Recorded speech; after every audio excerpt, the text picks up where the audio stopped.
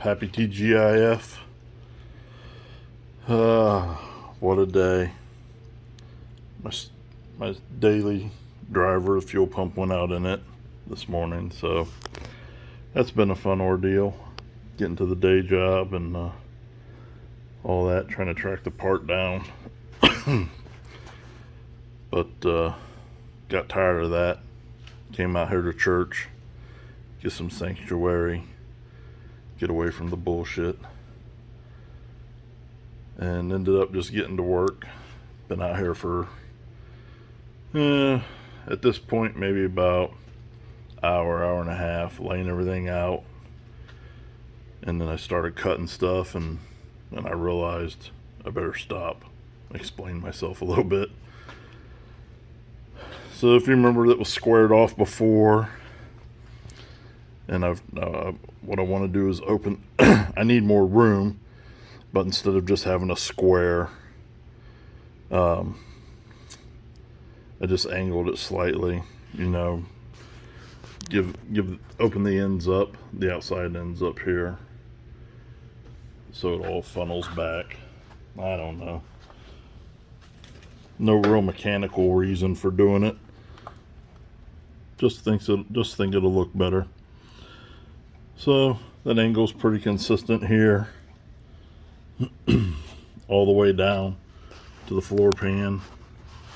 So it ought to be a pretty simple shape, all the way down, straight across up top, and then I'll duplicate it over on that side. There doesn't need to be any excessive shrinking or stretching of the metal.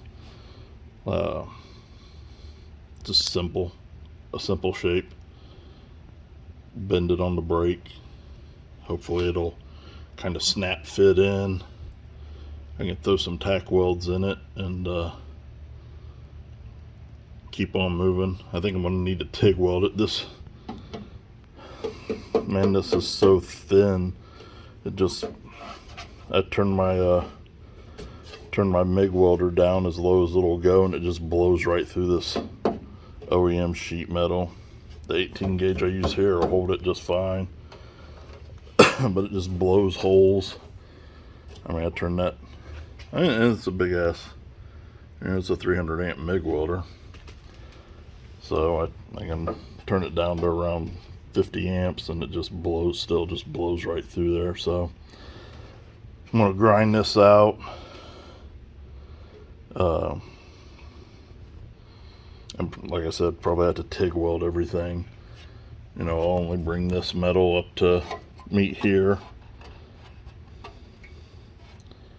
so when water and stuff gets down in there, it still rolls out. It'll roll on the engine, roll out on the engine somewhat, but I don't know, I may even just put a strip right there just to give it a little gutter action to help keep it off the engine a little bit, maybe even, and that way it'll run, any water will run out through here and out the sides like the factory did. So that side's cut pretty wet.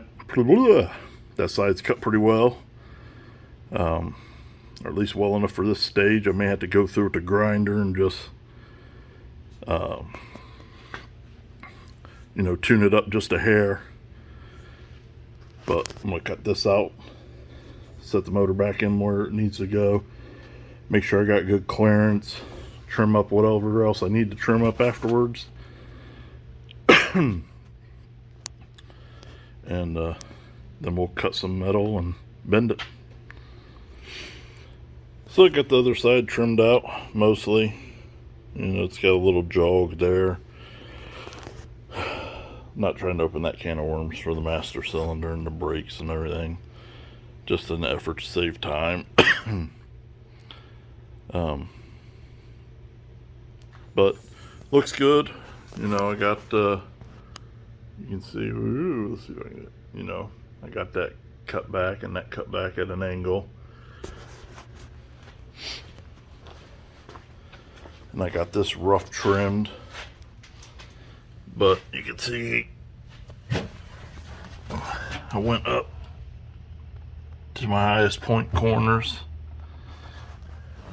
plumb blobs, so I can mark them and get this. Then I'll continue from here to here, do the same thing over there, and then, you know, straight across from here to here.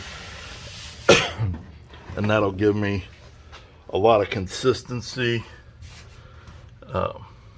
and squareness, and make it more simple to sheet metal everything, all the replacement sheet metal.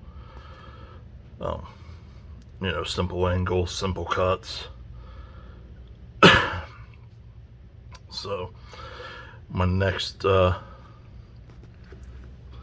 next thing, this, you know, going from here to here is easy. That's just a straight edge. Same thing over there. But to come across here, square, I got a special tool that I like to use to trace contours, copy contours and whatnot. So I'll set that thing up on here, show you guys how it works, and keep on plugging away. So this is a contour tool, very useful like in metal shaping or auto body work. If you want to duplicate a shape, like say on the right and the left, this is a very useful tool to have. I don't know, I've had this one 20 years. And I can't even honestly tell you if I remember how much it cost. I mean, it's kind of simple, but very effective. But one thing I came up with that I was never taught, not saying I invented it because maybe somebody else has, I just was never taught it, is you can also use this for something like what I'm doing here, to make sure I have a nice straight line from, you know, from point to point. We've got our points here, we know they're accurate, so we know that we need to go from this Sharpie mark here over to this corner here, and we want a nice straight line so that we have a nice, when we cut this, it cuts nice and everything flows and fits together real well when we put this main piece in the back here. So I mean, it's a real simple tool. You just loosen these nuts, put it on your shape, tighten the nut down, move next, and then your shape's locked in, so you can duplicate it. So now what I'm going to do is, apparently I didn't lock that one down tight enough.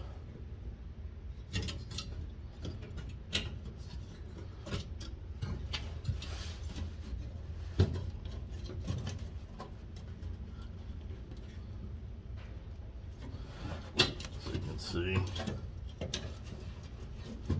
it's a little long, so bend it the other direction to follow that shape, but that'll give me the ability to trace a nice straight line from point to point quickly and simply, but most importantly, accurately.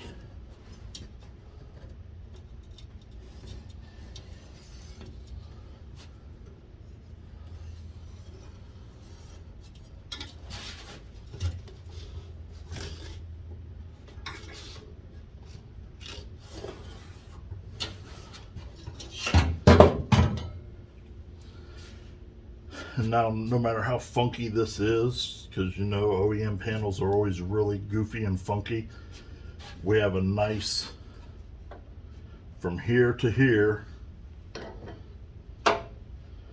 you can imagine this line from here to here is now going to be a nice straight panel and a nice straight simple cut.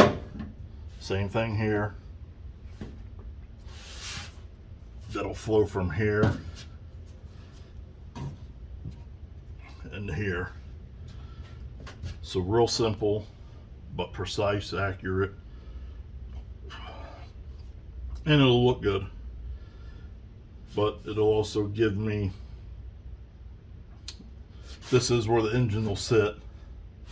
So when I trim this out, it's going to give me that much more room that I'll be able to lean from the top or the bottom with ease and take the transmission bolts out if I need to.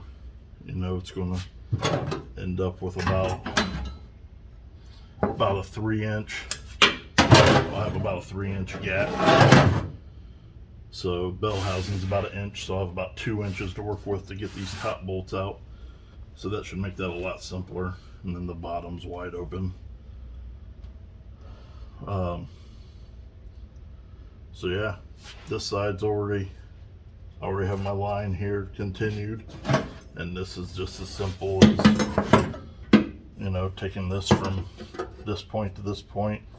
It will change that angle slightly, but again, it'll leave everything nice and square and simple for this replacement panel. Well, it'll make it more simple, rather. I don't want to say that it is simple, but it'll make it more simple. So, contour gauge, I really feel like I paid like 100 or 150 bucks for this thing, but I'll tell you, if you need something like this more than 10 times in your life, it's worth the investment. Tools are an investment. Don't ever feel bad about investing in tools and making projects go faster or more accurate. You know, I know you look at this thing now and there's a lot of rough stuff going on, but that's kind of how I've had to thrash this thing together roughly. But now I'll start cleaning stuff up like I'm doing here so that it can, you know, be a halfway decent vehicle when it's done and built, hopefully. So I like a cut-off wheel for a job like this, because once you get it going straight, it'll stay pretty straight on its own. Doesn't want to deviate like a saw does, an air saw blade or jigsaw or hole saw, or not hole saw, sawzall. So make sure you got your leather gloves on and helmet for protection.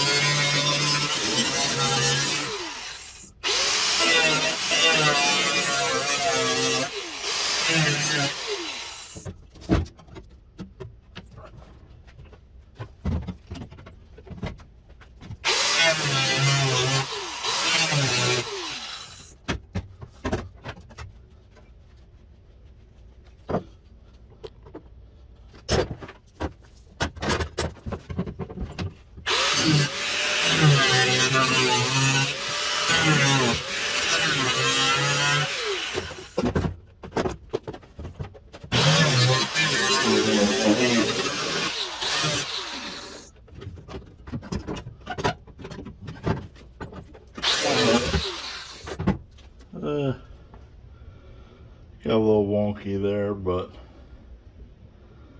as far as the camera angle goes, but see how nice and square that is now.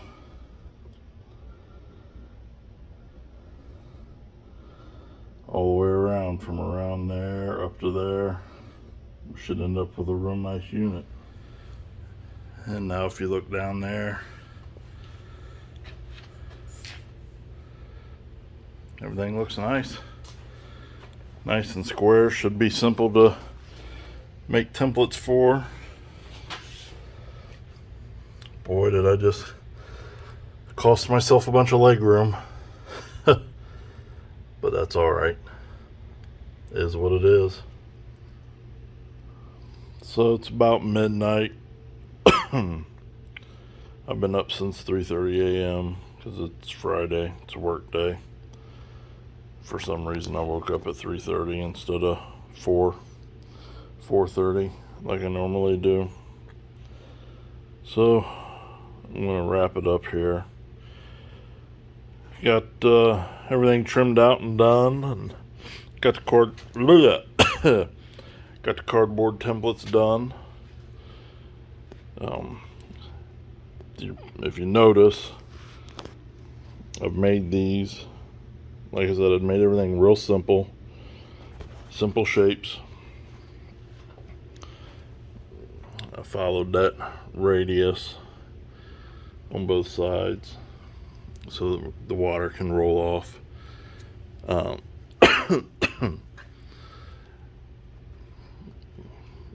just followed this. I'm going to put a 1/2 inch return on this and put that on the inside, and I'll do the same thing here and like here, and it'll give me a little more meat to weld to, and I'll do the same thing up there. But I've laid this out, and I did this, I had this in mind the entire time, so that related to my cutting, and my whole thought process was making this out of one piece of steel. So it should just be 2 simple bends here and here, and then you can see I got a little bit of a radius in here.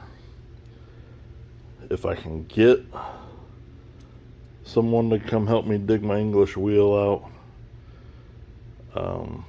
I'll probably try to wheel that out. I'll hit it with the mallet in the bag and then wheel it out real quick, but if not, it may just get hammered out and have a bunch of puckers in it. But it's a race car, not a show car, so I don't care a whole lot about it, but I kind of do. But I don't want to spend a bunch of time on metal shaping. That's why I made this all pretty simple to begin with. So cardboard, always cheaper than steel. Got a lot accomplished today. Well, this evening. Really happy with the fit. Everything fits really nice. Very small gaps.